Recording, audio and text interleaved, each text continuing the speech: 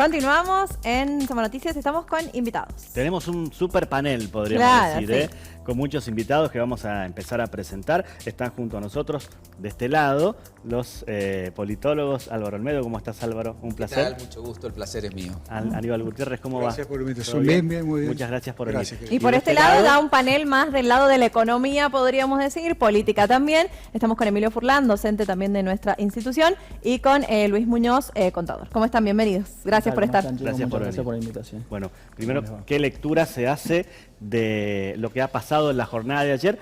Entendiendo, entre otras cosas, ¿no?, que las encuestadoras no vaticinaban esto, propios y extraños tampoco. Sí, efectivamente, ha habido una sorpresa en los guarismos, ¿no? No en la idea del balotaje, que era algo que todos presuponíamos, pero nunca pensamos que iba a ser una diferencia del 7%.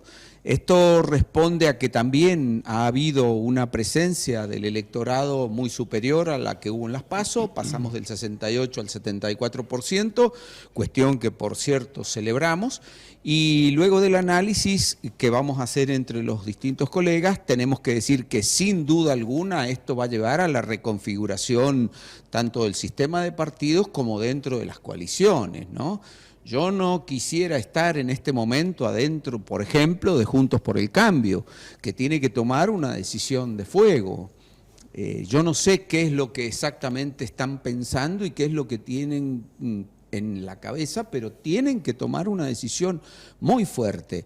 Por un lado tenemos a sectores macristas que ya están negociando, lo vienen haciendo inclusive desde antes de esta elección, inclusive dejando mal parada a la propia candidata, pero también está dentro de esa coalición el radicalismo. Yo no sé qué es lo que piensa hacer el radicalismo cuando Milei les está diciendo de manera expresa que tiene en su punching ball casero a Alfonsín como la figura ahí emblemática a la que hay que pegarle. No quisiera saber lo que están pensando los radicales, ¿no? Pero la verdad que han quedado bastante mal posicionados, ¿no? Digo esto rápidamente para darle lugar a mis colegas. Si tenemos que dar un orden, tenemos que decir que en primer lugar se estableció Massa con la Unión por la Patria, en segundo lugar Milei, en tercer lugar Patricia Bullrich y dentro de ese tercer lugar como un socio menor sin protagonismo la Unión Cívica Radical, es decir, está en cuarto o en quinto lugar.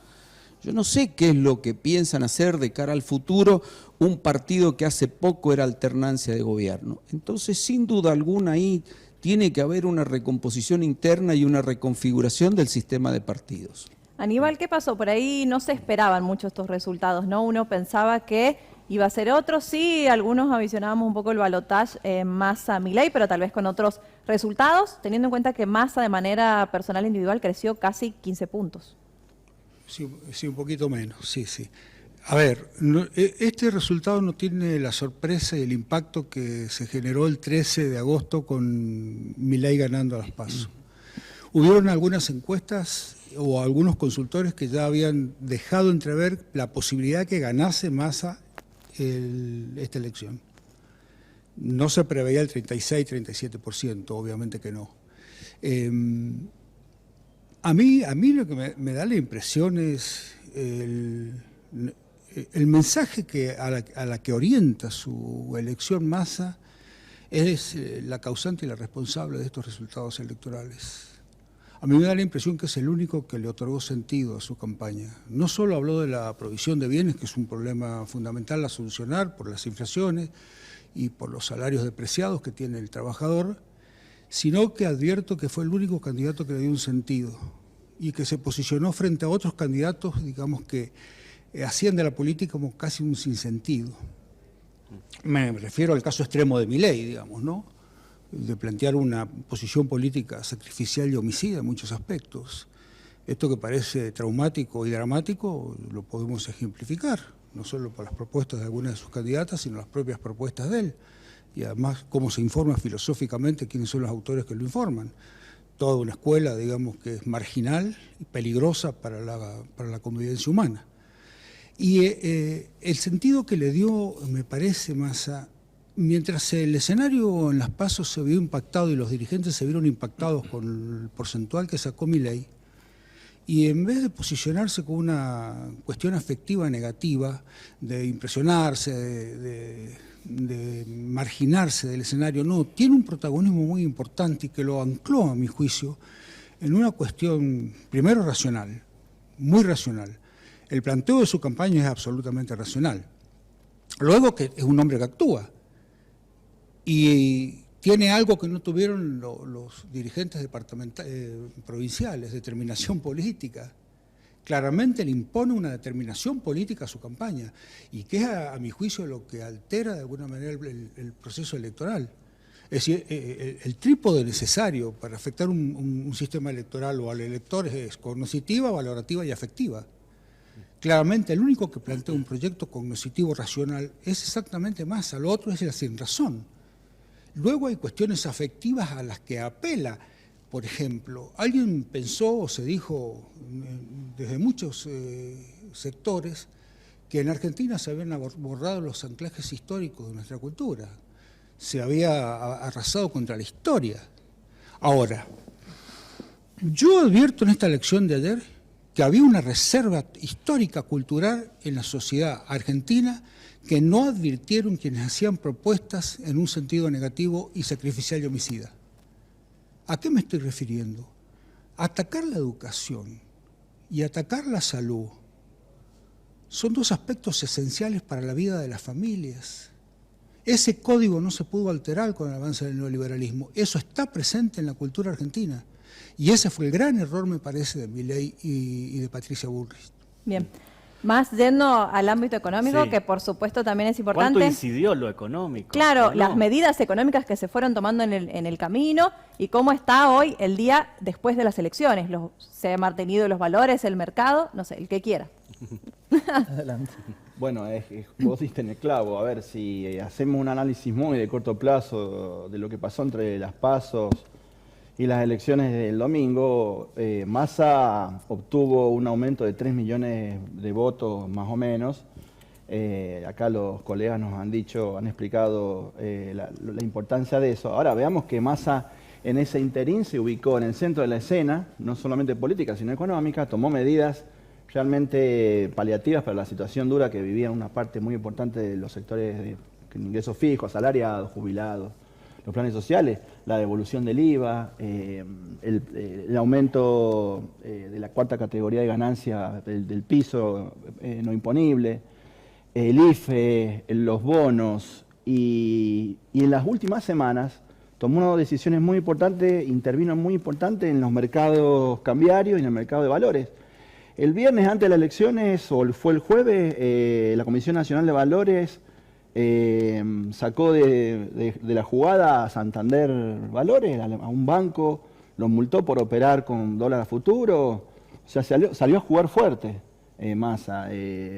Puso en la mira a los que operaban las corridas bancarias, como es el caso conocido del fondo Nimbus, donde justamente estaban involucrados parientes, ¿no? Bueno, el padre de Ramiro Maya era uno de los operadores de ese fondo. Yo creo que la gente en eso identificó, en esta situación tan compleja y delicada de la economía, que Massa y el Frente Unidos por la Patria era la posibilidad de no perder derechos y de mantenerse en una situación de inestabilidad. Y entiendo que no está sellado esto porque siguen habiendo operaciones financieras que atentan contra esta estabilidad que yo entiendo que se va a conseguir.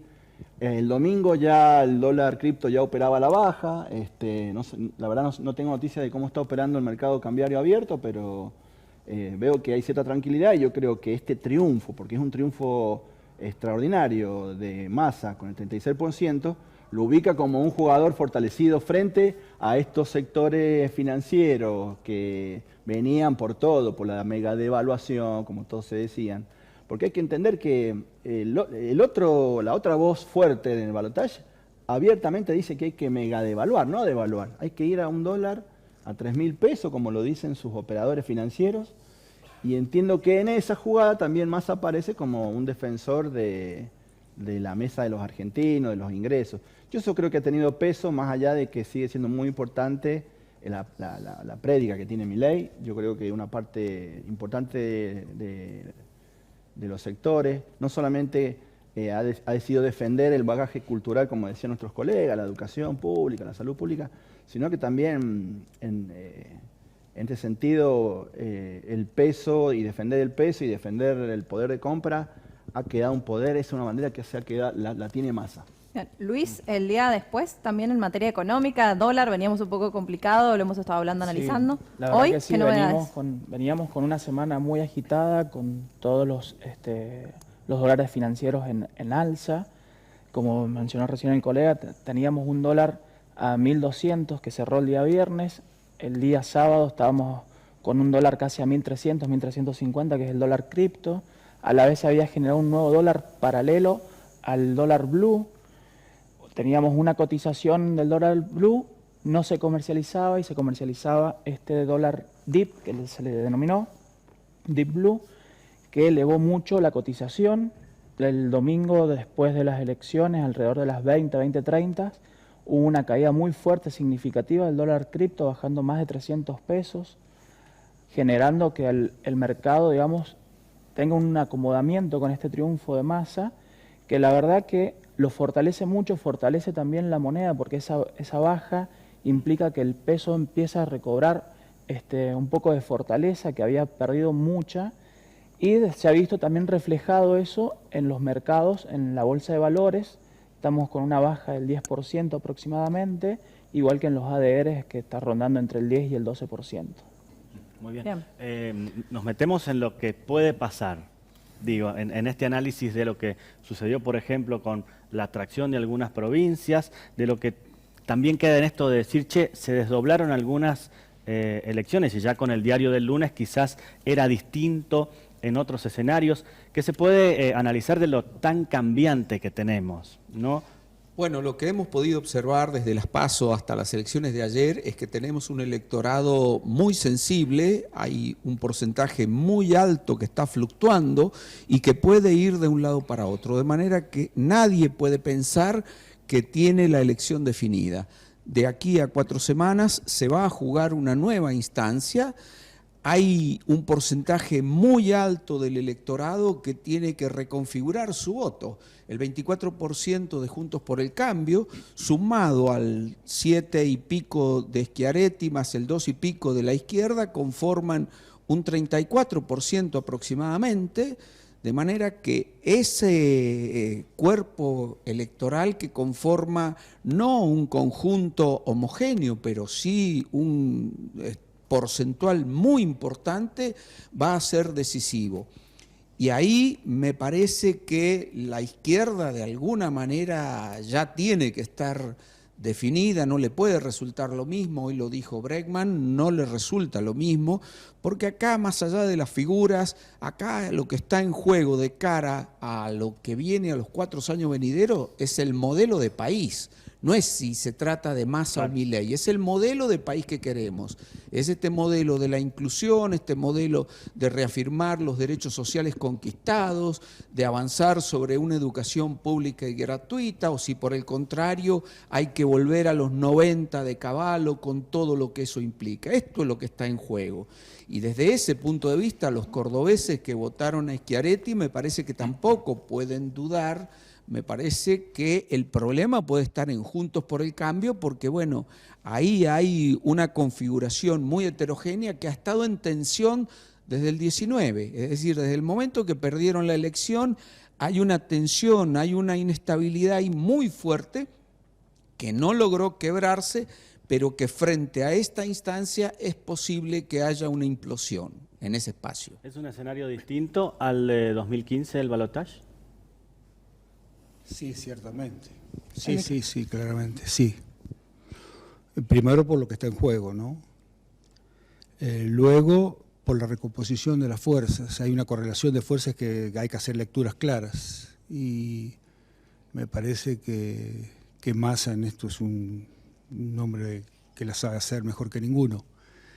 Ahora, ¿cómo se recompone esto? Porque hay un 7%, tributa a 3 millones de electores que saldrán de los 4 millones de los 27 que respecto a los 24. Hay un margen todavía para especular de 35 millones de electores, 27, estamos hablando de 7 u 8 millones que hay que tratar de afectarlos con alguna propuesta clara, afectando, digo, la posibilidad de sumar 1 o 2 puntos más. No va a estar nunca por arriba del 80%. Hoy hablan no del 74%, se está hablando que hubo 77% de sufragantes. Está el 1.600.000 votos de Schiaretti, los 760.000 votos de Bregman. Y luego, ¿cómo se va a definir este espacio de poder para adelante? ¿Qué van a hacer los radicales? ¿Qué va a hacer Puyaro más allá de lo que haga Schiaretti en Córdoba, con 1.200.000 votos que se juegan en ese espacio? Yarlora, digo, ¿qué va a hacer Puyaro en Santa Fe? La diferencia en Santa Fe es escasa. Se llegó a posicionar casi a 2.85, más al respecto cuando la diferencia era de 14, 15, 20 puntos. Ahí se juega un paquete electoral. Estamos hablando del segundo distrito electoral del país, con 3 millones de electores. ¿Qué van a hacer el resto de las provincias radicales? Es difícil, bueno, no creo que haya mucho que especular lo que va a hacer Cornejo en Mendoza. ¿Qué especulación hacen los gobernadores electos? ¿Qué pasa con las provincias que recupera? Claro. Bueno, ya había atacado el tema de San Juan. Se han recuperado provincias del norte, de la Patagonia. Ha habido una recuperación de masa de estas provincias. ¿Qué va a hacer Orrego? Bueno, Orrego está en una encrucijada respecto a su gobernabilidad. Y creo que Orrego tiene un problema respecto a tener un liderazgo propio dentro de la fuerza política. El liderazgo histórico que tenía Roberto Basualdo no es reemplazado por Orrego. Orrego es producto de una circunstancia electoral por desavenencias de otras fuerzas mayoritarias. Le está costando reconstruir el espacio. Es un momento de una negociación que yo espero que Orrego la pueda ejercer por el bien de la provincia. Tiene una Cámara que tiene las 2/3 partes casi en contra, la mayoría de las intendencias en contra. No tiene un senador nacional, no tiene un negociador nacional de envergadura en el Congreso, en diputados, o esta chica Picón no tiene la envergadura que tiene José Luis Gioja o que tenían otros históricos de la dirigencia sanjuanina. A mí me parece que Achén era una alternativa para él importante que lo calificaba Emilio Achén. Bueno, las circunstancias electorales dijeron que no es Emilio Achén. ¿Y cómo queda? Bueno, ¿cómo queda este escenario nacional? ¿Cómo queda el Congreso? Y bueno, quedan 109 diputados nacionales para Massa, 91 para Bullrich y se queda con 39 Milei. Por lo tanto, los que especulaban con Milei, que era tan peligroso se ganaba, tiene un Congreso con 39 diputados. Y en senadores, eventualmente Massa, y en diputados, tiene la primera minoría. Recompone la primera minoría en senadores. Está hablando de 35 o 36 senadores ya. Es un verdadero triunfo del Movimiento Nacional y Popular a la hora de la gobernabilidad, si es que en la definitiva gana Massa. Perdón, dale. Sí, respecto de esto, como para, digamos, abonar todo lo que se está diciendo, hay dos datos muy significativos respecto de la performance que ha alcanzado Milei. El primero es que, si bien es cierto, en términos absolutos ha subido 700.000 votos, en términos relativos, es decir, en términos porcentuales, ha bajado. Había alcanzado. Fue más gente a votar. Ha ido más gente a Claro. votar, por eso, claro, por eso ha obtenido más votos, pero en términos porcentuales de su participación ha disminuido. No pasa el 30%. No ha pasado el 30% cuando en las PASO lo había superado. Claro. Esto es una cuestión muy significativa, porque esto quiere decir que hay un parate que la sociedad le ha dicho: estamos de acuerdo en determinados discursos contra determinadas cuestiones como la corrupción, etcétera, pero no estamos dispuestos a un salto al vacío, a una disrupción en la política que nos lleve a no sé dónde.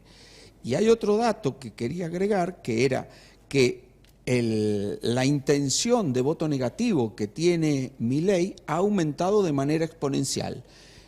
La intención de voto negativo es aquella predisposición a no votarlo nunca en ninguna circunstancia. Es decir, esto está indicando también que ha crecido ese voto negativo, esa intencionalidad negativa, que eso es muy difícil de revertir en el corto plazo. Una más antes de irnos a la pausa. Estaba leyendo que el campo apoyó a Massa. ¿Qué significa esto, no? En Argentina, que un sector tan importante apoye a un candidato. Por ejemplo, Bahía Blanca, ¿no? Que Claro. se sorprendió. La zona de La Pampa, claro. Bueno, lo que recién se comentaba acá, el problema o lo que acaba de decir Álvaro, o sea, el salto al vacío, o sea, una dolarización al extremo como se planteaba, como lo planteaba Milei, me parece que tampoco traía un panorama saludable para los negocios, porque también hay que ver que hay un sector que también se vuelve conservador ante un cambio. Si vos tenés tan disruptivo, dices, bueno, pero está bien, por lo menos con Massa podemos negociar y discutir como se discutía el dólar soja. Yo no digo que eso sería lo mejor, ni es del agrado de muchos, pero ese sector que es tan fuerte en la discusión de las divisas, por ejemplo, y en el desarrollo y en el peso que tiene en el PBI, ante esta posibilidad de sacar el Banco Central, de sacar el fin de las retenciones o el fin de los aranceles, también plantea un escenario incierto, ¿no? Y me parece que le da... El micrófono. No vas a negociar Bueno, con China, no vas a negociar con eso Brasil, sería, Claro. ¿no? cancelándole mercados. Públicamente Milei dijo, nos vamos, si podemos, nos salimos del Mercosur, no vamos a negociar con los marxistas de Brasil. No, imagínate que la industria automotriz cordobesa depende de los acuerdos Mercosur con Brasil. Claro. Imagínate toda la pampa húmeda que el principal cliente es China. Y con los que no queremos con los que Milei no quiere negociar. Bueno, yo creo que ahí estaría también parte de la explicación. Exactamente. Luis, por Aníbal. último, ¿qué se pueden esperar en estos casi 30 días antes del balotaje? ¿Ves estabilidad, ves En una estos 30 calma? días que vienen va a haber una estabilidad, va a haber calma financiera, van a haber algunos reacomodamientos de los bonos de CDR, algunas acciones, pero va a haber una cierta estabilidad, lo que va a brindar un cierto grado de seguridad para los inversores. Vos decís que ya quemaron todas las naves, es decir, los especuladores financieros quemaron todas las naves en este proceso electoral. De aquí en más, la expectativa de Massa presidente aquieta el mercado. Aquieta mucho el mercado, sobre todo en las circunstancias en las que se dio. Sí. El mercado esperaba otra reacción. El mercado estaba preparado para hoy una corrida cambiaria y llevar una cotización de $1 a 1.400, 1.500 pesos.